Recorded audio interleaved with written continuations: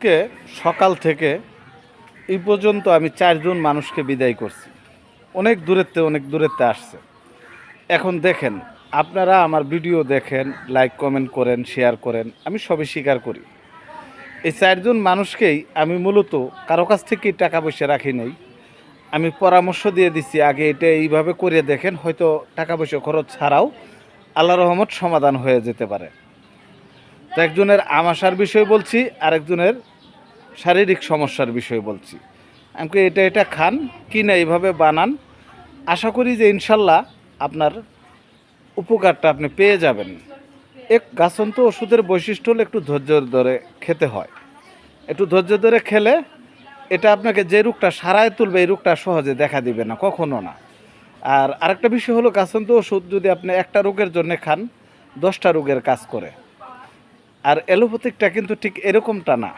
একটা রোগের জন্য খাইলে যদি এই রোগটা কোনো রকম দমন হয় বা ভালো হয়, তাহলে দেখা যাবে অন্য 5টা রোগকে সে দাওয়াত দিয়ে যাবে। আর গাছন্ত ওষুধের বৈশিষ্ট্য কিন্তু এরকম না, সে একটা সারলে অন্য 5টাকে থাকলেও আরও সারায় তুলবে। এটা হলো গাছন্ত ওষুধ। তো আপনারা অবশ্যই অ্যালোপ্যাথিক চিকিৎসা নেবেন, গুরুত্বপূর্ণ যে সকল বিষয়। কিন্তু ছোটোখাটো অনেকগুলি বিষয় আছে, সেই জন্য আপনারা পর্যাপ্ত পরিমাণ অ্যালোপ্যাথিক ওষুধ খাবেন না। চেষ্টা করবেন গাছন্ত ওষুধের মাঝখান থেকে কিছু ওষুধ সংগ্রহ করে আমরা যেটা যে নিয়মে বলি এই নিয়মে খাওয়ার জন্যে। আর আরেকটা বিষয় বলি, আমার থেকে যারা আমাশা রোগীর যে সকল ওষুধ আমার ভিডিও দেখে যারা খান, এখানে কিছু নিয়ম বিধান আছে। যেমন আপনারা অতিরিক্ত ঝাল খাবেন না, আর বিশেষ করে তেলটা কম খাবেন। আর কাঁচা শসা, গাজর, আপনার আনারস, এই পেয়ারা, এই ধরনের খাবারগুলি আপনারা খাবেন না যারা আমাশার ওষুধগুলি খান। দেখেন, আর সাগর কলাও খাবেন না, সবরি কলা খাবেন, এতে আপনার আমাশার সমস্যা হবে না। অথবা এই যে বিচা কলা বা আমাদের গ্রাম এলাকায় বলে ভুট্টা কলা, আমার শেরপুর অঞ্চলে বলে ভূমিট্টা কলা, এই ধরনের কলা খেলে আপনার আমাশা রোগীদের কোনো সমস্যা হয় না। তবে বিচিটাকে ফালাই দিয়ে খাইলে সবচেয়ে নিরাপদ। আর এক দাদা ভাই আমার কাছে কইছে যে, ভাই আমার আমাশা তো আছেই, কিন্তু আমার 12 মাস পায়খানা কখনো শক্ত হয় না। তা আমি তাকে যে পরামর্শ দিছি, যদি সে সঠিকভাবে ব্যবহার করে, আমি অবশ্যই আশা করি উপকৃত হবে। দেখেন কি পরামর্শ দিছি। প্রতিদিন সকালবেলা আমি তারে বলছি, থানকুনির পাতা আর হলো খুরাকাটা গাছের শিকড়, এটা প্রতিদিন সকালবেলা সে সেচ্ছে রস কইরা খালি পেটে খাবে। বিকালবেলা একটু জাম গাছের ছাল, একটু আম গাছের ছাল, একটু বেল গাছের ছাল, এই আর একটু অর্জুন গাছের ছাল, এই 4টা গাছের ছাল যদি বিকালবেলা 20-25 গ্রাম করে 4 গাছের থেকে নিয়ে যদি সে সংগ্রহ করে একটু ধুইয়া সেচ্চা বা ব্লেন্ডার করে একটু পানি মিক্স করে কচলায় সাবাটা ফালায়া যদি খেতে পারে, আমি আশা করি তার পুরাতন আমাশাও ভালো হবে। আর পরগাছার পাতা দিয়ে আমি যে ভিডিও আপনাদেরকে দিছি, পরগাছার পাতা এবং ডনকলস গাছের শিকড় বা জলকলস গাছের শিকড়, মাটির নিচে যে শিকড়টা থাকে জলকলস গাছের, এটাই নিতে হবে।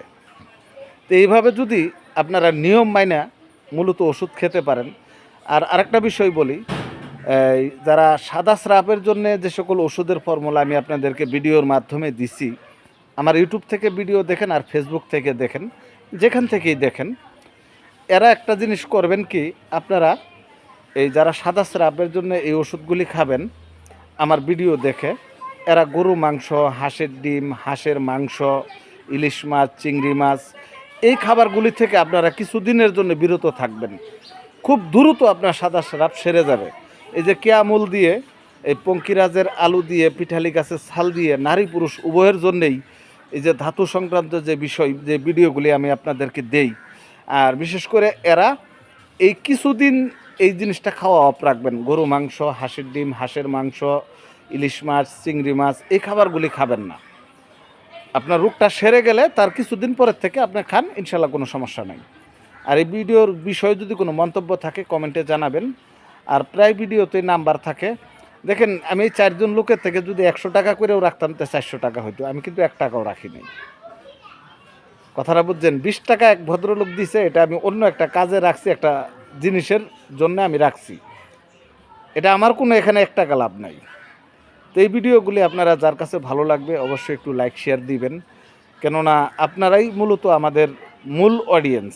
আপনার কাছে যদি আমাদের ভিডিও ভালো লাগে, এটাই কিন্তু আমাদের ভিডিও দেওয়া সার্থক, গাছ সম্পর্কে আলোচনা করা সার্থক। কারণ গাছ সম্পর্কে জানলেন কোন গাছ কী কাজ করে, আসলে আমাদের সবারই প্রয়োজন জানার। তার ভিডিও বড় করব না, সবাই ভালো থাকেন, সকলের সুস্থতা কামনা করি।